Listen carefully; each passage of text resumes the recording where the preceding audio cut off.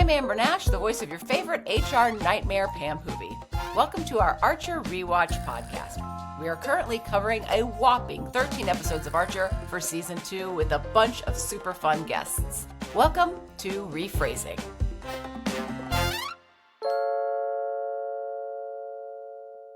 Hey guys, and welcome to season 2, episode 2. I'm your host, Amber Nash, and here with me as always we have... I'm Casey Willis, executive producer on Archer. And...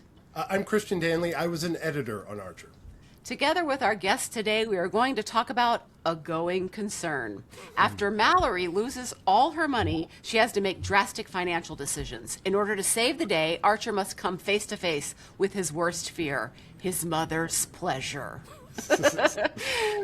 Today's guest is a powerhouse performer whose career spans iconic television, animation, and video games. She started out at the William Morris Agency before leaving it all behind to pursue acting, quickly landing roles alongside legends like Dick Van Dyke and Angela Lansbury. But it was voice acting that became her signature, bringing to life unforgettable characters in Dexter's Laboratory, Toy Story, Archer, Marvel projects, and beyond. She's also a go-to celebrity voice match for icons like Sigourney Weaver and Linda Hamilton. And you've heard her across major video games including World of Warcraft, Fallout, and God of War. And beyond her incredible career, her story is one of resilience, surviving a life-threatening rare cancer diagnosis, losing and regaining her voice, and emerging as a powerful advocate for pediatric cancer patients and their families. Oh my gosh, it's the voice of Uta. It's Kat Cressida. Yeah. Yay. Thank you for being here. What a bio. And thank you for that great intro. Yeah. Wow. You've had such a career, Kat. We're so excited to have you because we've had a lot of people on the show, and to have somebody that's done so many different types of voice acting and regular acting, all different kinds of things. It's so exciting to have you. It also is just in every single thing you've loved ever. Yes. You covered it all. Okay, so before we get into the episode, can you tell us a little bit about how you got into voice acting for all the people that want to know? Because I know you probably get the question all the time, like, well, how do I get into voice acting? And the thing I tell people is like, well, you have to be an actor first. You don't just become a voice actor. Yeah, or I mean... You can, if you start out in radio, as a DJ, that certainly gives you plenty of into it. But yes, you're absolutely right. There's no way to really get into it unless you're an A or B list celebrity, because that happens, of course, or if you are a trained actor and then you take dedicated acting classes. And the analogy that I like to use for people who say to, it happens at fan events all the time. They come and they're like, they purchase what they want, they get their art, and they go, and I'm dying to ask you because my daughter's so great at making cartoon sounds. How do we get her into voiceover? And yeah, I basically say, first, legitimate acting classes. There's no way around it. Yeah. And secondly, then you're going to have to take, once you know the acting skill set, then you're going to have to take dedicated voiceover classes to learn the microphone, to learn how to shift the muscles to that. Because I started out in on-camera acting. When I got into voiceover, I was as cocky as anybody, and I sucked. Wow. Like, first time in my life, I was awful because I didn't know how to adjust and play to the microphone. Yeah. So I often say to people, it's like great athletes, right? Just because you're a fantastic MLB player and can pitch over the mound doesn't mean you're going to be able to slam dunk in the NBA. So you got to shift that set now to a whole different. Yeah, for sure. Now, with you as you were coming up, did you know, like, were you good at doing voices? So that was something that you built over time? Well, how do I put it? So I always loved storytelling. I was the obnoxious little 3-year-old who was chasing adults with a book saying, can I read to you out loud? Like, I loved reading out loud. Okay. Not making funny voices, so I definitely, And apparently I charged too. I was like, where did I get the chutzpah to start saying, that'll be a dime? But apparently I was doing it. Yeah, smart. With anybody, knocking on neighbors' doors. I swear to God, I'm like a different person completely back when I was that age. But Never into funny voices, never into mimicry, wasn't doing the whole Robin Williams stand-up comedy, anything. But musical comedy, which theater I was very into, and Shakespeare, and in both of those platforms, Shakespeare and musical comedy, even though they're not related at all directly, you take on other voices or personalities. Like the women in Shakespeare are always impersonating guys in a lot of their comedies, or impersonating somebody else for a scene. And in musical comedy, you're putting on all kinds of voices, like Adelaide from Guys and Dolls, you know. So I was becoming very good at that, voices within those platforms. And I guess it was just sort of sitting there. And so when I finally discovered voiceover, after, of all people, Michael York, who I was honored to play his like romantic interest in a Téa Leoni pilot for NBC. Wow. We had so much, I know, it was crazy. This was back when, like, in the 90s. So he hadn't yet crossed over into doing villainy for, what is that? Austin Powers. He wasn't yet doing that. He re-blew Still up. very after Austin. He was still very hunky and gorgeous, so he was playing the romantic lead in that cool. pilot, and I was playing his inappropriately too young love interest, just like Uda, I guess. And we had a lot of time on our hands because James Burrows was directing the pilot, famous James Burrows, and he was spending, as he should have, a lot of time with Téa Leoni and the other leads, figuring out their blocking and their scenes. So Michael York and I were just sort of on the side in this giant bed set that was supposed to be the Beverly Hills Hotel with nothing to do but yammer and chat. And he loved that I was a Shakespeare major because he'd started out doing, of course, Zeffirelli's Romeo and Juliet when he was like 17 or 18. Wow. And he's the one who said to me, well, if you love acting but aren't loving perhaps on camera as much as you thought you would, because that was part of the conversation, maybe you'll like voiceover. And I said something really intelligent back, which was, isn't that for actors who could never make it? Oh, wow. I love that you still include that in your story. That's great. Like, so smart at the age of 22. Right. We all Well, are. it also makes sense to me because the things that that you've done that we love, including Archer, the funny voice is always secondary. It's always the acting that, and even going to Adult Swim where we all got our start, there's few funny voices. I mean, there's some big ones, but it's really about just having a great normal voice and being a good actor. And then if you can layer a funny voice on top of that, then that's the bonus to it. Yeah.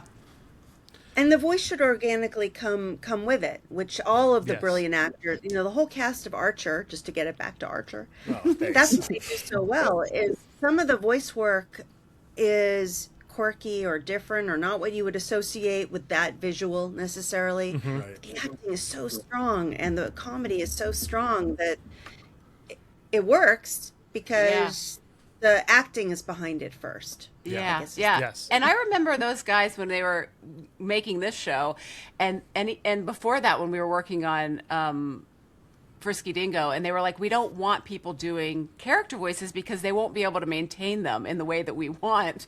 So I just thought it was so interesting because back then at the time I didn't quite understand it, and now, I mean, this conversation is exactly what we're talking about. That's so great. And so let me ask you this, because when you play Uta, you are doing a German accent. Is it correct, or is it Austrian? It's German? It's German. Okay. And do you do a lot of accents? Did you already have that in your arsenal did you audition for Uta? Oh, sure, yeah. Okay. I mean, I wish that the creators just went, we need a great voice actress. No, I remember, okay, so I actually love that I talk about this on so many other podcasts, but never for, like, you guys. Okay. So first of all, this is back in the day when we got to actually go into booths and not worry about everything else and just be the actor. But we got the sides beforehand, at least back in the day. We used to get them a day or two before. So we had a deadline that we had to get into William Morris to record. Ironically, my first voiceover agency was the William Morris Agency, even though, and I changed my name so that nobody would know me. and we were on a different floor from when I was an agent. But anyway, so I saw that it was German. What I loved, and I actually remember calling the agent and saying, I can really use profanity? And he was like, yeah, they're actually encouraging it. I was like, I can actually swear? He's like, go for it. But I hadn't ever done German before. Yes, I'm proficient with dialects, but I hadn't yet really worked on a natural, realistic German. I certainly could do the stereotype, the Nazi. Right. Thing, but not a young, frisky, sexy, cute German. Yeah. That sounded, and there was a note that said believable, and we prefer somebody with a natural German accent. Wow. So back in the day, because this is, I mean, I hate to date all of us, but this was a while back. Yeah. So I ran to my local Blockbuster, and I was like, what movies have a young German gal who speaks with a German accent but is speaking English?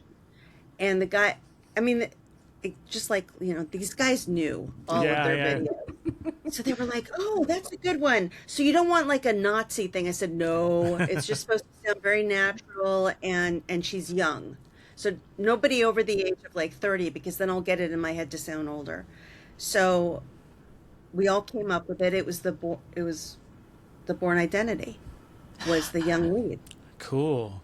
And I hadn't seen the movie yet either, weirdly enough. I don't know why. Because that was back when there was a ton of great movies coming out every single weekend that weren't horror. These days, it's like all horror movies that come out every weekend. But so I rented it, loved the movie, had never seen Matt Damon in anything, not that it's relevant. But then I was like, where is this German character? And like halfway through, she shows up. Mm-hmm. And she kept saying Schweissen, and it was just so great. So pretty much was doing a voice match to her. Wow. Yeah, I think the actress' name is Frankie or Franca or something. Patente. She was in Run Lola Run as well. Yeah, she's awesome. She's fantastic, and she's speaking English in this.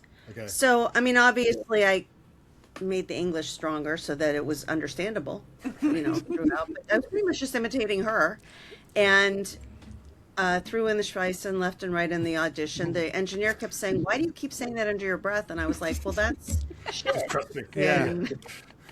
That's the word shit. He was like, oh, that makes sense. And then I was looking up on my phone, how do you say fuck in, so we were coming up with different little asides to throw in. Nice. That's fun. I like that you have a word, because I do the same thing when I play characters, and I'm not great at doing voices or accents, but I will have a word. Oh, come on. I will have a word that'll click me into what that character is supposed to sound like. So I love that you do that too. It's so validating to hear that.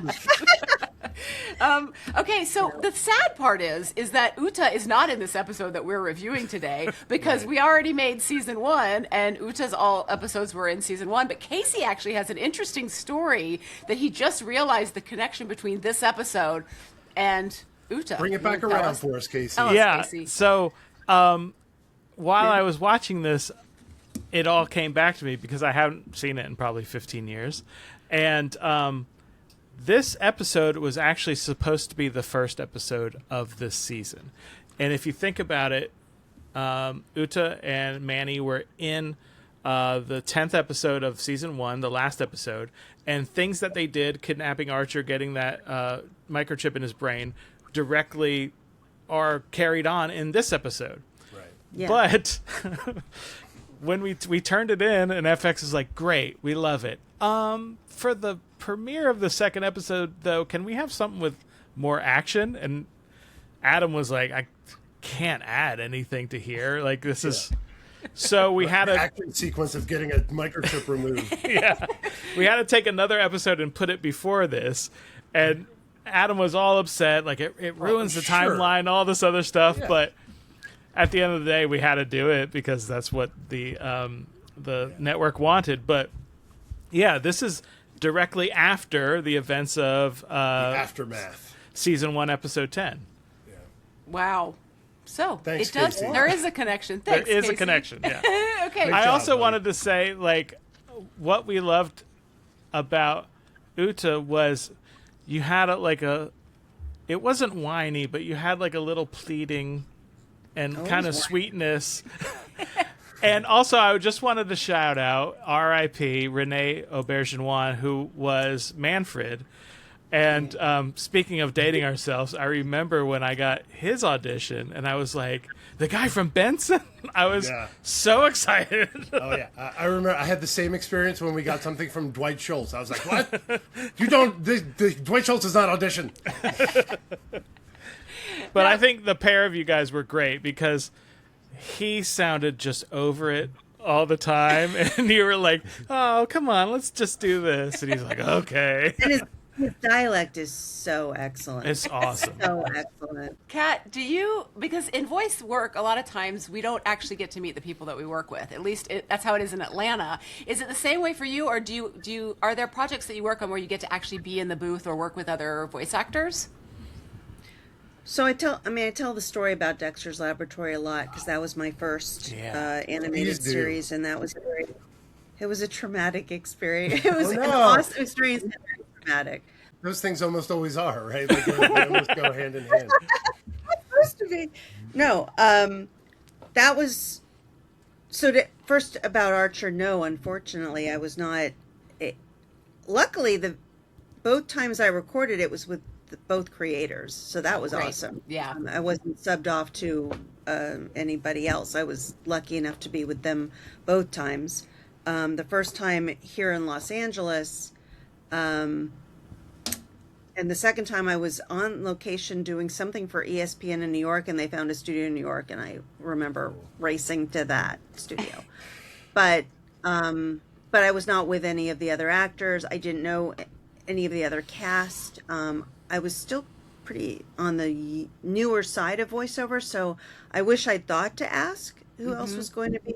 I think they did volunteer that Renee was Manny, just to give me some sort of a visual. And I remember saying something like, "Oh, so older." Not to be disrespectful, but just like, oh, okay, so it really is like it's a May December. It might even be a February December. Yeah, so that was great that they told me that. And really cool, as I was finishing up my session, they were sort of rushing me out because Judy Greer had shown up. Oh, wow. And I was a huge Judy Greer, a huge Judy Greer fan. I was like so excited. I was like, no, that's okay. You can rush me through. I can't wait to meet her too. So I didn't get to say hi to her. I got to basically like see her talking to the engineer, but that was enough. That was cool. But Dexter's Laboratory was my very first animated series ever. Wow. And I'd only been doing voiceover for literally 9 months. Wow. And it was it started out as a voice match. Okay. So I don't think I would have stood a chance in heck of winning that role had it just been here's what we're looking for, zany, crazy, improv skills a must. Like, I never would have come up with where that voice went to. And I have to be honest about that. Like, it's, and as you hopefully can tell if you know that character, I do not sound like her in real life. But it started out as a voice match to the original gal who done Dee Dee, and something which you guys may know because you're behind the scenes, you're creators, right? Was that series started out for the cartoon block for the burgeoning Cartoon Network as a pilot. As a thesis project. It was Gendy's thesis project from CalArts. Okay. Wow. That's awesome. Yeah, it was his graduation. We're all animation nerds. My first internship was doing commercials for Dexter's Lab. It's such a formative, if you're of a certain age, just like that show, it just influenced a lot of animators. Especially in Atlanta, too, because we're here and Cartoon Network was being born. Yep. Here. Yeah, it was right during that era. It had some success already. It had some traction. And interestingly enough, so this is 1995 was when they put out the auditions that the series had been picked up. it was a very different world too, of course. And there weren't fan events, there wasn't the internet, everything was Right. kind of just cozy and tucked away in what it was. And if something became a hit, it didn't happen for years. So all I knew was that they were looking for a replacement for one of the roles. I got a cassette tape.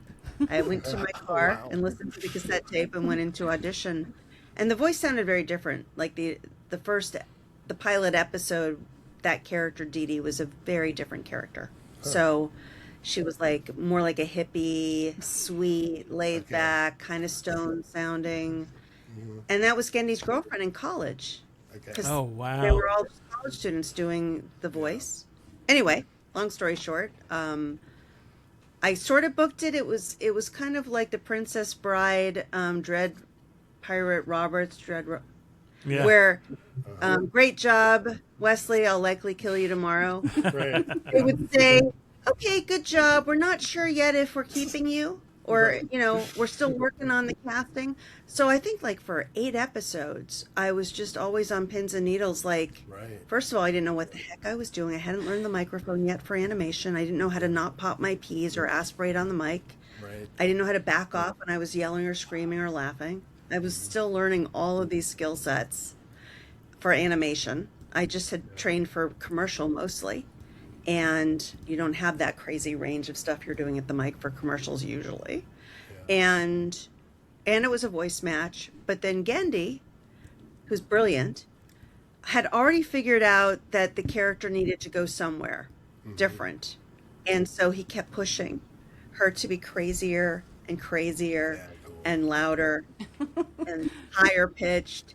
So, yeah, like, That's great. and I didn't know, Perfect. like now, if that happened, I would be chill and I'd be like, okay, that's what the director wants. Yeah. Right. That's his vision.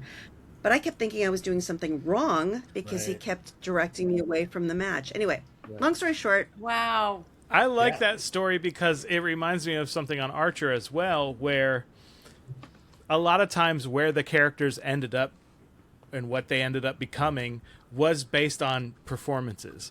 So we never ever had planned catchphrases for characters, but somebody would say something or do something and Adam would like it. And Adam wrote every single episode for 10 seasons. oh my God. 9.5 seasons. He wrote every single the bulk episode. of the series. Yeah, the bulk of the series. Wow. And so he'd be writing, and we're recording one episode, he's writing the next one. And so if Amber said, holy shit snacks, and he liked it, then it started appearing in more scripts. So that's how, the characters became more like the actors in a way. And then also, if actors added something, then it became part of the character too. Yeah, it so feels when you like- said Dee Dee changed, that kind of reminded me of that. That's Yeah, the cool. flexibility. I feel like that's what makes a great show, right? Like Yeah. if it's so rigid and then you're not using what the actor has that they're naturally bringing, then it's not going to be as good as it possibly could. That's so cool. Okay, let's get to the episode, guys. Okay, yeah. All right. So in the cold open, Archer confronts Mallory about a microchip he and Krieger found in his brain, and they suspect is a mind control device put in his brain by Nikolai Jackoff. I liked the line, he shoots me full of some kind of, I don't know, fish paralyzer. And Mallory is selling ISIS. That's what we find out in the cold open. I wanted to note that when Mallory shakes that little test tube, Yeah. there's a sound of a plastic microchip. I just want to note that for later. For later. Okay. Interesting. Okay. Is it important later? Well, is it not revealed that it's just a sticker from a backpack? Right? Doesn't Krieger say that? Oh, that's just a sticker from a Lego guy. He, totally throws it away. But the sound design sounds like a microchip. In a test tube. Now, Kat, are you do you watch a lot of animation? Because I know for me, I'm a comedy person and I don't watch a ton of comedy because that's what I do every day. Do you watch a lot of animation? No, but also, see, now this may put me in jail. I grew up on Disney, so I love classic Disney. I liked it when it went like Hunchback, very realistic, very cool. Like I really like classic Disney animation. I was never a Looney Tunes person. I'm sorry. I have mad respect. And who doesn't love Bugs Bunny? But I was still a Disney kid. So Archer would not be the kind of yeah, totally. Yeah. When you read the script when you did your first episode, where like you said, you were like, "Oh, I can use profanity." Like, were you surprised by what a filthy show this is? Well, I didn't get to read the whole script. Right. I only had my sides, so I didn't know anything outside of the scenes with Manny. But they were so good. I remember being so impressed by the writing. It was very funny. The timing was built into the script. And when I finally did see the show, I was so blown away by the artwork. Oh my God, it's fabulous. And so just to this day, I don't think there's an animated series that matches how distinctive and awesome. And the way I usually describe it as an adult comic book or a graphic novel turned into I was so impressed by it. But when I recorded it, I really didn't have the context of anything else going on. I have a funny story about that. And it can also show you how much technology and things have changed since we did Archer. A lot of studios back in that, I guess that was 2009 when we recorded it, they would not print out a whole script for a character. They're like, just give me her sides. I'm not printing out 30 pages. Right. Do you know how much ink and printer paper that costs? So this has to take genuine HP ink. We had to send only like Uta's lines for those sessions because the studios would not print out a full script. I love it. Oh, that's so funny. So why make it any easier for Kat, when you were rewatching this episode, did anything strike you about like, oh shit, like this show? Because you had watched some of season 1, but you hadn't watched season 2. How did it feel? Well, first of all, it really blossomed, and I'm not saying that to blow smoke. Like it was clear that it had just taken on a momentum of its own, and they were just off and running, and rules did not apply, which I love. It was just so theater of the absurd. It was just so awesome, and as I mentioned when we were chatting before on the tech part of the call, like I'm sorry. What is up with Pam and the whole like? I don't know if anybody, is that Rasta? Is she like she have a Rasta moment was that like just randomly for the episode or was that? This is a great question, Kat. I also have this question, and Casey seems to have some kind of answer because it's inexplicable. He claims to be able to wrap this around too. We'll see. Okay. Because this was supposed to be after season 1, and this was supposed to be the first episode. There was a little break, like everybody went on vacation. So Pam had gone on vacation to Jamaica and got very tan and smoked a lot of weed, I guess. Yeah, they never mentioned that. The backstory is, she was on vacation. A lot of it for me... go ahead, Kat. No. I'll keep my question. I was just going to say, I feel like I'm getting lamer as I get older because... We made this show, but now 15 years later, I feel like I clutch my pearls a lot. I'm like, I can't believe they said that. But I worked on it, but it still sometimes takes me aback a little bit. Yeah. Well, it was a different time, Casey. So yes, it was. My question is for Pam. When you recorded this episode, did you know that she had dreads and was wearing the Jamaica? You know, I don't know. I'm sure it was in the script because I'm sure they described what she looked like in the script. And at this time in my journey, I also learned because Archer was my first show, and so I very much learned on the job. And I worked with these guys on Frisky Dingo before this, right, and I would literally. That doesn't count. No, they could call me, and in 10 minutes, I'd be like, "What? I'll do anything you ask me to do. Just if you give me a check, I will do anything you ask me to do." And so, literally, if it even pinged anything in me, which I'm sure it probably didn't, because I have done a lot of questionable comedy in my life, I probably would have just been like, "It doesn't matter." But I actually wrote that down because I was like, because it's a different time, and we just know more, and we are better people than we used to be. And I just wrote down Pam is culturally appropriating in this scene. And so you get, and I was going to ask you, Kat, because I think it happens to actors all the time. Like, you get asked to do something, and have you ever been in a situation where you were like, I don't know, should I be doing this? Is this okay? Has that ever happened to you? If you're comfortable talking about it. No, that's okay. I mean, way back in the 90s, which is when I first got into voiceover,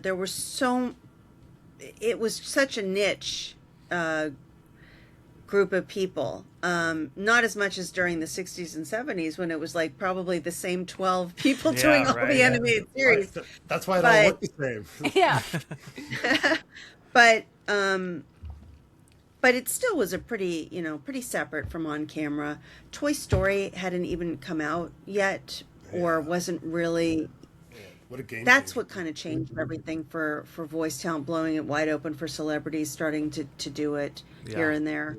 But to answer the question, so back in the day, it was appropriate, weirdly enough, for me to do all kinds of ethnicities. Mm-hmm. And I was sort of comfortable with anything where the person was ethnically lighter skinned. Yeah. Mm-hmm. But I wasn't ever comfortable when it was supposed to be someone, from Mexico or Central America or any of these other countries south of the border, and certainly wasn't comfortable crossing over into, anything other than that. Mm-hmm. And yet, we were asked to audition for it all the time back then. Yeah. Obviously, that's changed tremendously. But yes, I did feel uncomfortable. There was one role in particular I booked for, sorry, Disney Channel, where they wanted the same actress to do like 5. Well, this is, again, like 30 or 20 years ago, whatever, 30 years ago.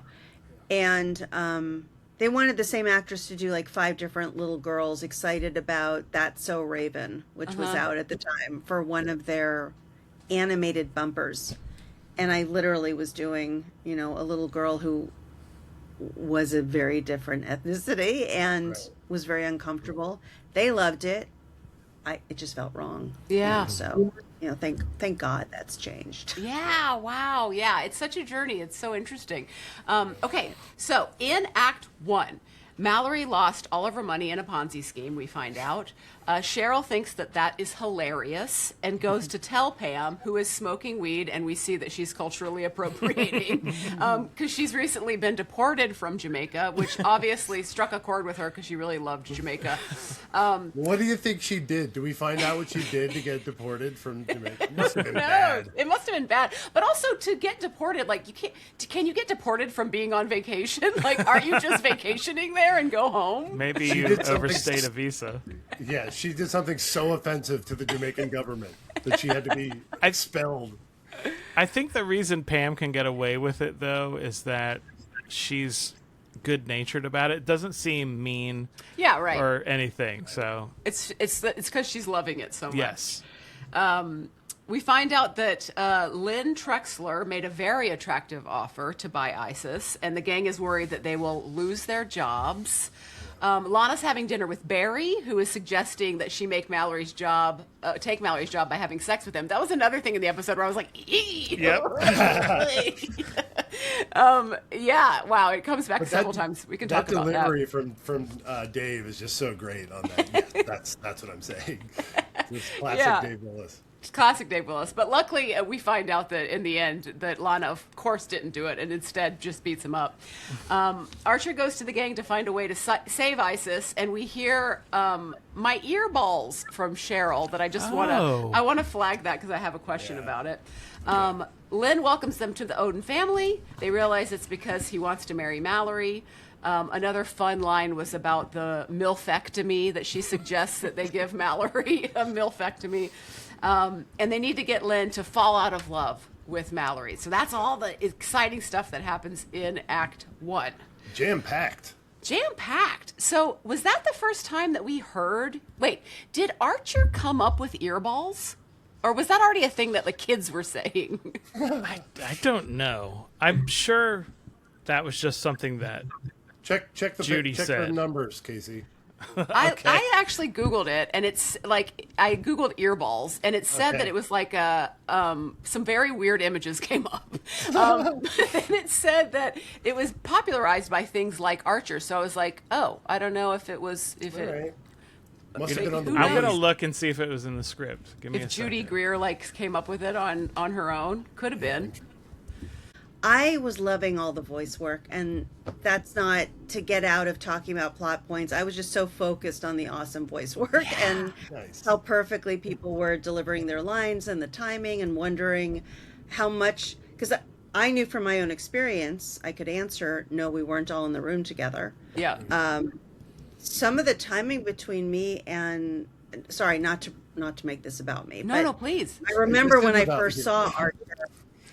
No, we're talking about, season 2 episode. I know what Thank you. but I remember when I first saw Archer being so impressed by the sound editing and the directing and the editing in general, because Manny and I sounded like we were literally playing off of each other, and the timing was so spot on. That takes so much talent. Just a side note, just to say this out loud, at these fan events that you go to, Pam, that maybe you guys go to too, where you're signing autographs for people, I think it's so crazy that people will say something like, you made my childhood, or this character was, Yeah. because as a voice talent, just as a regular voice talent, not having created it or written it or anything like that, like some of the other talented cast members, I have nothing to do with how amazing that character turned out. Nothing. Other than being the lucky son of a gun that, among 20 million other auditions, they went, yeah, that fits. Yeah. That's so amazing to hear you say that, because as somebody who's worked on cartoons, but also as a fan of cartoons, I identify with the voice. Like when I think of a character, I think of the voice of that character, and you just do that naturally. Yeah. And but thank you for also course. recognizing the layered aspect of that character. Right? There's still a lot going on that makes that. I say it all the time. In fact, my manager has had to come over to me a few times and say, let people give you the credit for it. Yeah. But I will say to them, it was, it takes a village to make a great animated character. It takes the writer, the director, the producers, the sound editors, the editors, the, fill in the blank of 30, the in-betweeners. Like, it's all of that makes a great cartoon character. Harrison Ford, 100%. He deserves full credit for Indiana Jones. That's Han Solo. I'm sure Spielberg That's Indiana Jones. Yeah, I mean, they had something, still, you got to give it to the writers and the editors for those movies too, but he's a lot more forward presenting in terms of identifying a character with the actor than, anyway. I can So, say I that would- always in every show, especially Archer, but even the other shows that we've done with Matt and Adam, everyone was recorded separately. I think it was rarely a time where we recorded two people at the same time. I think we did it once because we got J.K. Simmons to be on and Keegan-Michael Key, and they were both Chicago guys, so we thought it would be fun for them to be in the booth together, and they did great. But really, the editing... From an editing perspective, it's a nightmare Yeah. to have two people in the booth together. Right. I know. But Matt and Adam always said, and we would always do a lot of radio plays, and they would always say, if the radio is funny, then the show's going to be funny, because that's all the voice work, that's where the jokes are. So Archer, we sometimes had visual jokes, but rarely. It was almost always dialogue driven.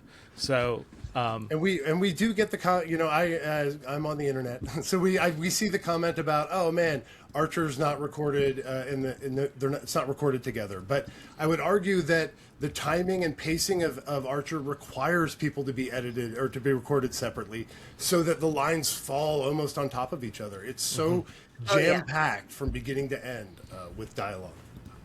Now, There's no way you get that amazing timing if everybody was in the room together. right. Speaking of timing, Kat, I have a question, because I have noticed that at least all the actors that were on Archer have a different way of, because we're all separate. So, like Aisha, she just records her line 3 times and then she moves on. And I would do that in some episodes, and then I started reading with Casey or whoever else was in the record, Adam at certain times too. And so when you record, do you prefer to just say the lines, or do you like to read with somebody to get the timing, or what's your preference when you're recording? Oh, that is a good loaded question. So we don't have the luxury as voiceover talent ever to have someone reading in with us, especially these days. I mean, I don't. Well, it's covered up a little bit. That's my booth right behind me. Nice. But the thing holding up the nice painting behind me is my giant recording booth, and I'm just in that by myself. If I can persuade an engineer friend or an actor friend or just a friend to be listening on the other end, as an actor, I naturally do better when anybody is listening, whether or not they're going to give me direction, because at least there's a live heartbeat on the other end. Yeah. And you naturally, as an actor, just do better. Yeah. But I never have anybody reading in with me. As a voice talent, we were trained not to. It's all in your imagination. Like that's literally why those classes and why being an actor is so important, because you're filling in the whole scenario, where you are, who you're up against, who you're confronting, who you're talking to, who you're in love with, whatever. It's all here. So we never in auditions or callbacks have somebody reading in with us. There was another part to the question. But I don't do it 3 times in a row either, because that takes away. We do that in video game recordings, an A, B, and a C. Yeah. Because you're going rapid fire through a video game script and you've got hundreds of lines, and they just there's no rhyme or reason to what the storytelling narrative is. It's just get them through, an A, B, and a C. Right. But for animation, when I'm going through it on my own, auditioning or reading for it, I definitely try to go with the whole flow of the scene, so that as an actor, I'm moving through the emotional beats somewhat smoothly, if that makes any sense. Yeah, absolutely. That makes a lot of sense. And one of the other things you said that I find really interesting, we talked about this in our last episode. Who were we with last episode, Pierre? How sometimes when you work on something, so you're a voice actor, and hearing all these voice actors and hearing their performance, does that prohibit you from just being able to enjoy a show? Like, it's like being a server at a restaurant. If you've ever done it, then you can never enjoy being in a restaurant ever again. So does it take the joy out of it for you at all, to kind of like, you can't stop your brain from being a voice actor? Well, I was the world's worst starving actor waitress. I was the one who was like off on the side chewing gum and reading my sides for my next audition, paying no attention to my table, and it didn't ruin eating out at all. And really respected servers. But to answer, no, it doesn't take away from the magic at all. I would say, I mean, the jealousy factor is hard for me sometimes when I go to a amazing Disney animated feature. I remember seeing Tangled and spending half of the time just like, Mandy Moore is so good. Oh my God. She's having a voice talent. She's so good in this. Yeah. Get over yourself, relax. But eventually, especially if it's good, right. That's the your thing. brain lets go and just Yeah, or the producer brain that's like, why did they make that cut? But then if it's something that I'm really into, that never pops on. So, right, you could just let it go. You know what does come up for me a lot? It has nothing to do with Archer, by the way, but it's okay. Sometimes, do you guys? Of course, you know what a loop group is, right? An ADR group, and those are very, very, very gifted improv, talented people who are filling in all of the everything in a feature or a TV series that wasn't recorded on the primary microphone, and you spend days filling in for a movie for those. And I've been honored, mostly because of the voice matching, where I'll be Sigourney Weaver's voice match for a movie, but then to do it, I have to be part of the loop group for the day. Or I just did Avatar, and I was filling in for a voice, but I was filling in for Avatar for the day. Yeah. And those people are amazing. Yeah. And it's such a skill set that when I go to watch anything now, if there's bad ADR in the background or like really obvious, I hear that, and I'll just be like, it takes me right out of the scene. Yeah. man. Even if it's an A-list movie, like I saw the last Mission Impossible. Sorry again, take us, but it's spy related. So Yeah. But what was that last one called? Final Reckoning or Dead Reckoning or Final Reckoning? The last Mission Impossible movie. They kind of blend together a little bit. To be honest. It's one of the reckonings. But I remember this is like top production, right? They've spent billions on this movie. And yet there was one scene where like the ADR, it was supposed to be a restaurant, I think, or something, was so bad. I was just like, it's so distracting hearing like the waiter talk, the fake waiter dialogue talking to the fake customer dialogue. Let that go.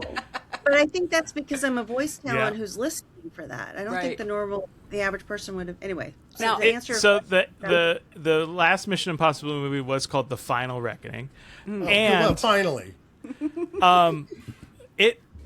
that bad ADR is. I can't watch reality shows because there's so much bad ADR in reality shows.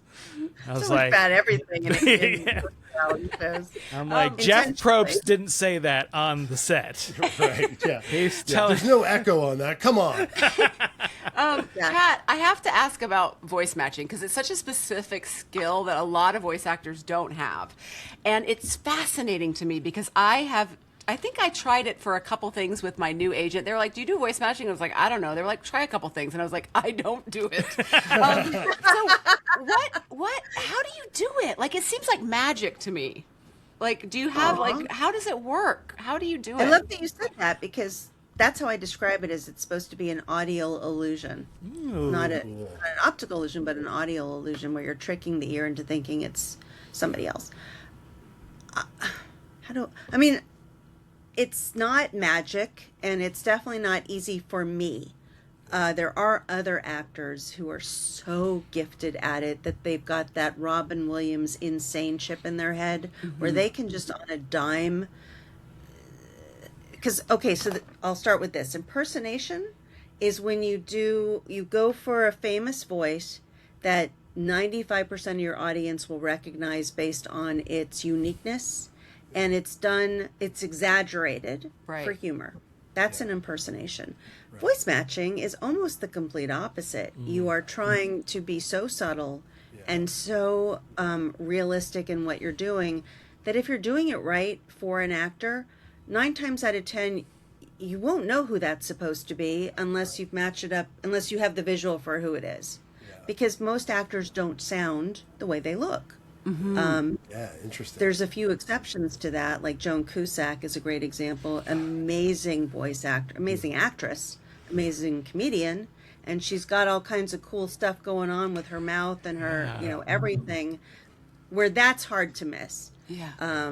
Jack Nicholson's another one just because of his phrasing and his uniqueness. Yeah. But 99% of the celebrities out there that you are asked to voice match don't have those isms where you would necessarily know who it is. Winona Ryder, Julia Roberts, Susan Sarandon, I could just follow the list of the people I've been honored to match. You're not exaggerating anything. Okay. Right, so yeah, then it's really not, just very. There's not a Sean Connery hook to Sigourney Weaver, right? Yeah. Exactly. There's no dialects. There's no crazy, unique phrasing. There's nothing all that funny or interesting going on. They're just people talking with their own unique, crazy blend of whatever, and we all have them. Slight impediments, slight isms. Yeah. And so it's very scientific, and it's really kind of boring. I mean, I love it. I'm obsessed with it. I love really listening and listen. Okay, they've got a slight lisp. They're talking slightly out of the side of their mouth. Okay, where in my range is that? Okay, it's placed sort of really low right here, chestal. Okay, they're much breathier than me. And then you're just combining all of these in the right combination, and you keep experimenting until you really feel like, okay, now I'm in the zone of them. But it is subjective. I've gone in on things where I was the final callback, and they pick someone, and secretly I'm going, anything like Jennifer Lopez. I have a quick question, but I want to preface it for listeners. When we do fight sounds and stuff in VO, a lot of times we call those efforts. When you voice match, do you sometimes have to do efforts as well? Not only yes, and not only that, sometimes I've only been hired to do the efforts. Oh for my someone. God. Oh, interesting. So it's not only I've done, what does Sigourney Weaver sound like when she gets hit in the stomach? yeah. So Sigourney Weaver's one I actually do a lot of dialogue replacement for, Yeah. but I've been hired to do just the sound effects. Glenn Close for Tarzan. She was Kala in the animated. She's Wow. amazing. Yeah. I was everything other than dialogue. I was all the gorilla sounds. I was all of the sound effects. I was all the vocalizations. awesome. What was that movie? Eagle Eye? It was like a spy, paranoid thriller. Eagle Eye. AI takes over. Oh, yeah, with And Shia the- LaBeouf. Yeah, thank you. That one. Yeah. And the that. lead female character, Michelle Monaghan. Yep, Is that how you say Monahan, her yeah. name? I literally just replaced all of her. I did all of her effort sounds for that. Wow. Probably not all of them, but that's what Right. I was hired to do, was just go in and do all of the Right. a full day of that. Well, So we would, interesting. I bet there's some actors who just aren't good at that. Like maybe you're an on-screen actor who just like your efforts just don't sound right. And they have to bring somebody in to do it. Or you're so high profile that you don't do grunts. No, I think it's more. I'm sure she did amazing all of that. I'm sorry, not to take But the away mic from was- her efforts. Well, the The mic mic, wasn't picking yeah. it up. Right. That's I got all. you. And got they you. wanted There's a technical for a issue. thriller. or You something. want that height. You Yeah. want that sound much more than it would have been in real life. Yeah, that makes sense. when we record, it's also tiring and hard. So from a VO standpoint, a lot of times we'd put all the efforts at the end of a session, and then we're like, this is fun, right? But then the actor's like, no, this is actually very hard. It's taxing to do a ton of effort. So And they would always ask if we've got, do you guys have this from previous recordings that we can use? But that relies on us being organized in a way that we can get those old recordings. So no. It is time for a brand new segment we are calling Inside the Voice Actors Studio. Kat, you are our very first guest. It is inspired by the 10 questions that the late and great James Lipton asked all of his guests at the end of their interviews that were adapted from the journalist Bernard Pivot's questions. Here are mine. Okay, are you ready? First question, and just rapid fire the first thing that comes to mind. What is your favorite word to say? Glasgow. Okay. Nice. What is your least favorite word to say? Cellular. I'm not good now. Every time I record a commercial, it doesn't come out that way. Kat, what turns you on?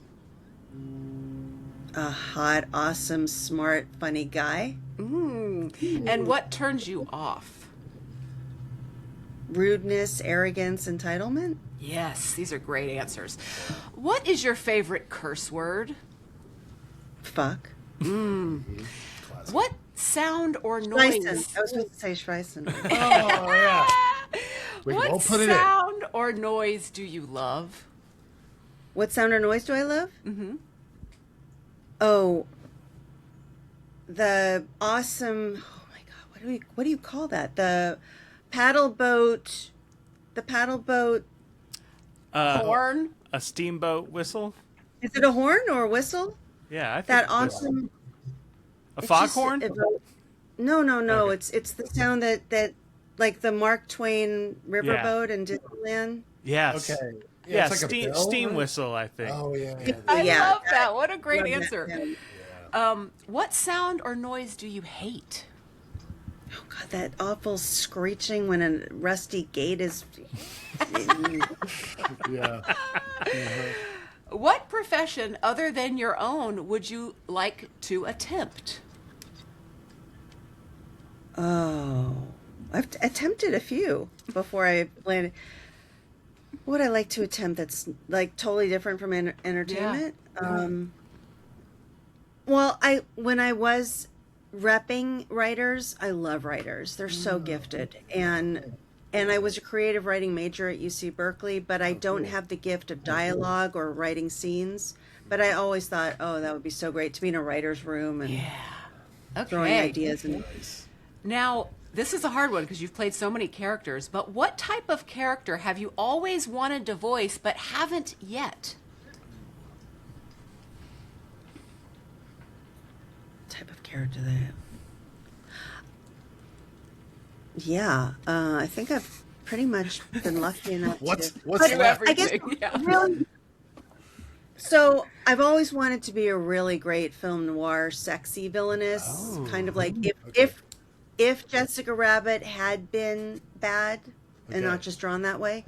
I've been villains and baddies, and some of them have been great, but not like the sexy film noir Barbara Stanwyck. I love that. Nice. Okay, and final question. If heaven exists, what do you hope God's voice sounds like when you arrive at the pearly gates? Sean Connery's. Nice. That is the end of our Inside the Voice Actors studio. Very good job, Very, Nash. that was great.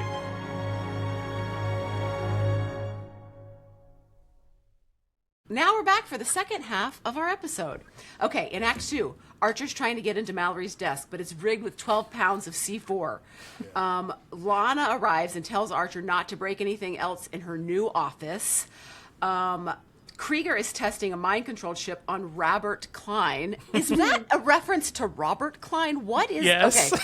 I was like, why? Why are we referencing Robert Klein in this episode? Okay, Lana has a bunch of ideas on how to improve things around the office. Barry reminds her of their icky agreement. The gang hatches their plan. Ray will lure Lana. Cheryl will lure Barry. Pam will give the guards LSD. Krieger accidentally touches the LSD.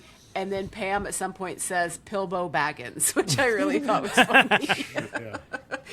Wow, a lot happens in this episode too. But also, it felt like you were saying about it not being the first episode of the season, that it's a little bit smaller of an episode. Like, it's not a huge, like, they're not on a mission, basically. It's definitely workplace kind of comedy yeah. It's the office. episode. Yes. Yeah. It's So I would have to ask Adam, okay. but the internet Let's go on, says shall we? Let's get him on.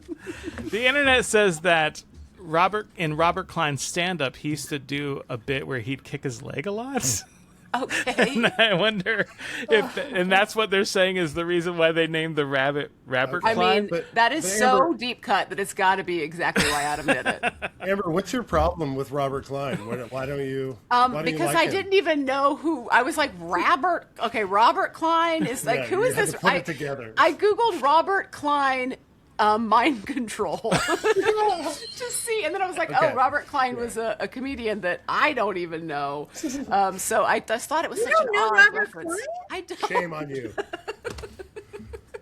Oh boy. So yeah, in Act 3, we find out that the plan is underway. So much is happening. Cheryl gives Barry a note to meet Lana in the mainframe. Blob Marley convinces the guards that they have bad breath and to take LSD breath strips. Ray tells Lana to seal That the was deal. funny. It wasn't. Yeah. I like that. Ray tells Lana to seal the deal with the reverse cowgirl. I love that they keep talking about how dirty the carpet is in that place, which is so fun to just, really create the universe. Archer lures Trexler with a blessing. Lana gets trapped with a nude Barry. Archer tells Lynn Mallory just needs his money. Cyril injects him with more fish paralyzer. Where do you get this? What is fish paralyzer? Will we ever find out? Krieger's ready for surgery. Lynn is clockwork oranged. What is that called in the show? Well, What's the name of in it? the show, it's called the Modified Ludovico, Okay. and that's because that's the experiment in Clockwork Orange. That's what they call it in It's- Clockwork Orange? It's called the Ludovico technique in Clockwork Orange. Hey. Named after a scientist? Sure. The deal is dead. The That team was the celebrates. aversion therapy. Yeah, that was the conversion therapy. And I will say the way that they turned the image that Mallory's face becomes, the what would you call that? That satanic Demon. Yeah. Yeah. goat thing. Yeah. Yeah, the satanic goat thing. And And then at the end, Mallory has to get creative, and she leased out the 3 floors in the building and sold the cleaners to Popeye, the former loan sharking pimp, whom Archer owned. That was funny too. Yeah. That Popeye was Does Popeye voiced. come back? He does a couple times, You but know, the internet wants to know what happens to Popeye because we don't ultimately find out. Like, after the headquarters gets blown up at some Yeah. point, but we don't know. and Popeye was voiced by Clark Peters, who is Lester Freeman from The Wire. Wow. Yeah, I think What a great character. he was gonna be in more stuff, but things changed. You know, like as Adam would write something, there was always like intentions of all these characters coming back, and then they never do. Wow. Kat, and feel free, if you don't want to answer this question, I totally understand because I think it's a spicy one. But we live in a time now where most actors get hired to voice characters because they're famous people. And it feels like there was a change where it was like, because you mentioned it earlier, where it was like there's voice actors doing work, and now it's like, well, we've just got to get this famous person to be in this show, whether or not they're necessarily good at voice acting, because not every actor's good at voice acting. So if you want to, do you have any feelings about it or thoughts about it? No, I'm happy to discuss it, and Okay. and I hope in a way that's just truthful and honest and heartfelt and not offensive. Yeah. I mean, there's been it is Pixar really, really, really pushed the envelope on that. Once Tom Hanks, when he recorded Toy Story, was doing the scratch for it over a 3-year period, wasn't Tom Hanks yet. I mean, he was known. Certainly had done Bosom Buddies and Volunteers and a few other movies, but he wasn't like the Oscar-winning, megaforce actor that he is now. But once that sort of opened the door to it, and then Disney piled on with all their daytime animated shows, just loving to bring in, as many A-list, B-list celebrities as they could, on-camera talent as they could.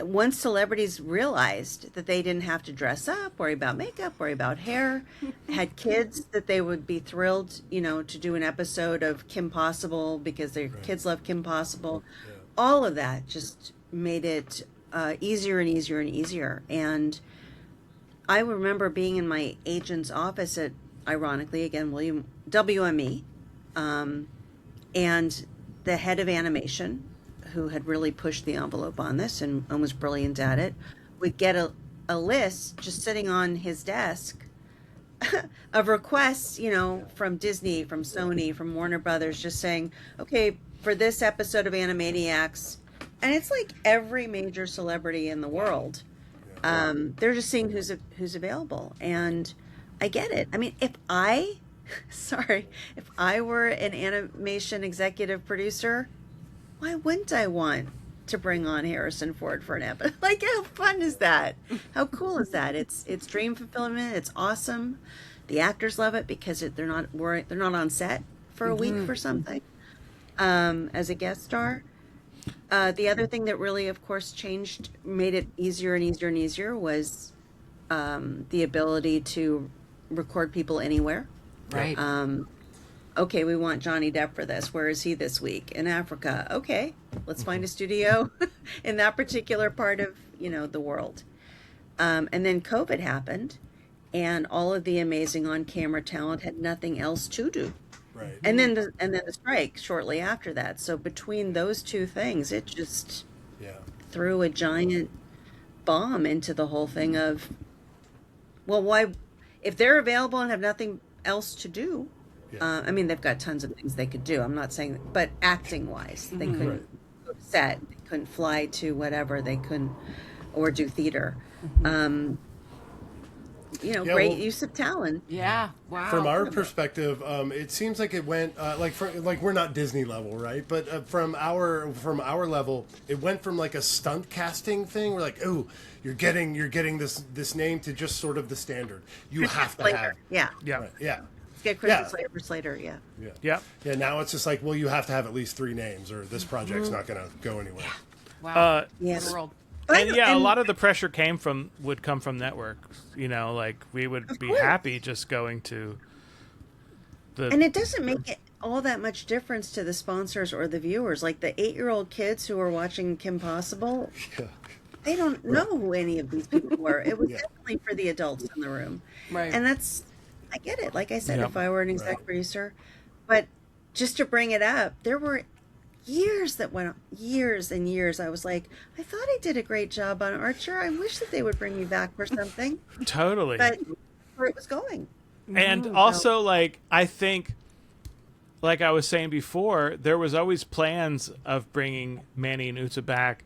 Several times were discussed, and then the story would go another way, especially when Adam was writing, and he would never write things like the whole season out. It would be write one, record one, start writing the next one. And then so whatever happened in that one that he just recorded, that would always influence what the next script would be. It was crazy. Oh, I didn't mean as Uta. I just meant like as. Oh yeah, for sure. Number 2, or like, I would have been any. I loved the show, so I would have been anything. With you're a squirrel for this one, okay? With Christian Slater, he reached out to Adam and was like, "I love this show. I want to be on it." And he's like, "Okay," and so that's how that character Slater was born, because Adam's like, I don't know how to, and kind of like, if you're gonna bring on Christian Slater, you kind of want to make it worth the while for the show as well. So that's why we named him Slater, drew him to look like Christian Slater. It's like, look guys, we got Christian Slater. Exactly. Now we're going to move on to Casey's trivia. Now, Kat, before we get into Casey's trivia, you need to know how many points you have going in.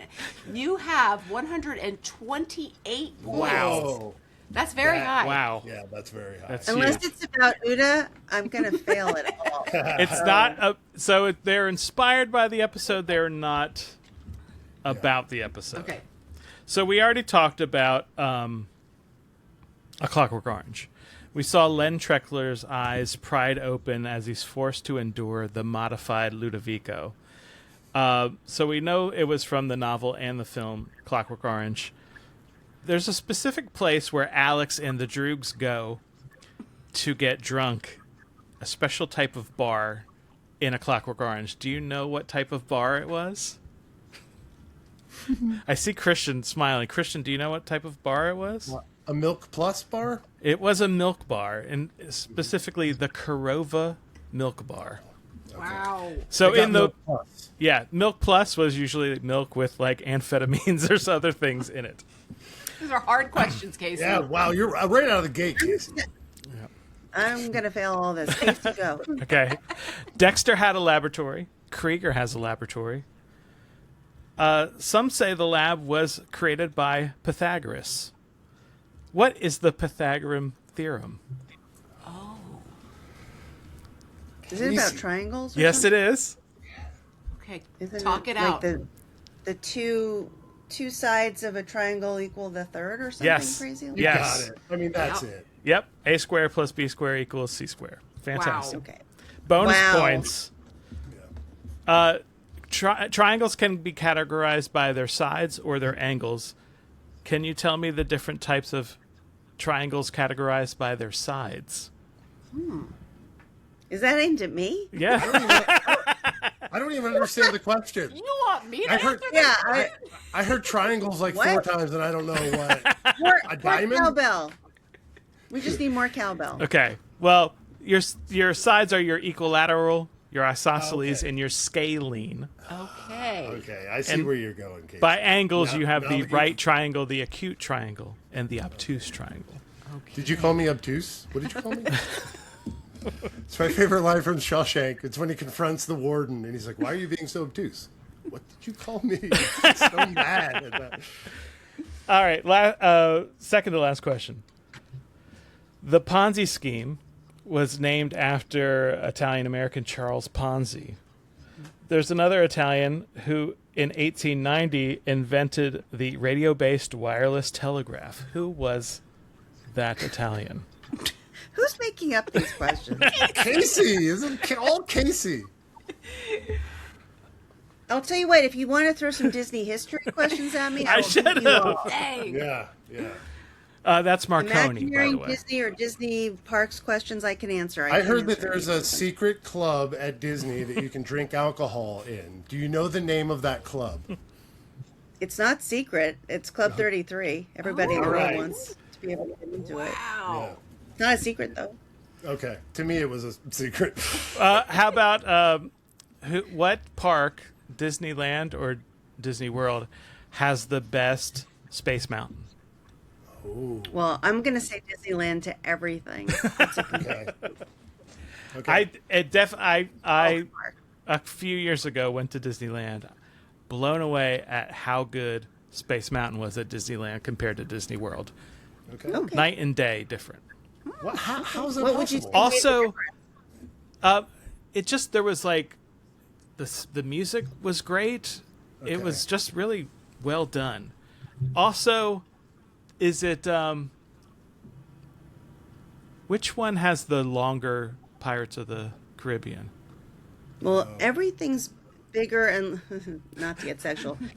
They have so much real estate in Florida that everything's blown up, and Yes. usually not to the optimization of the experience or the ride the way Walt Right. intended it. Yeah. So Right.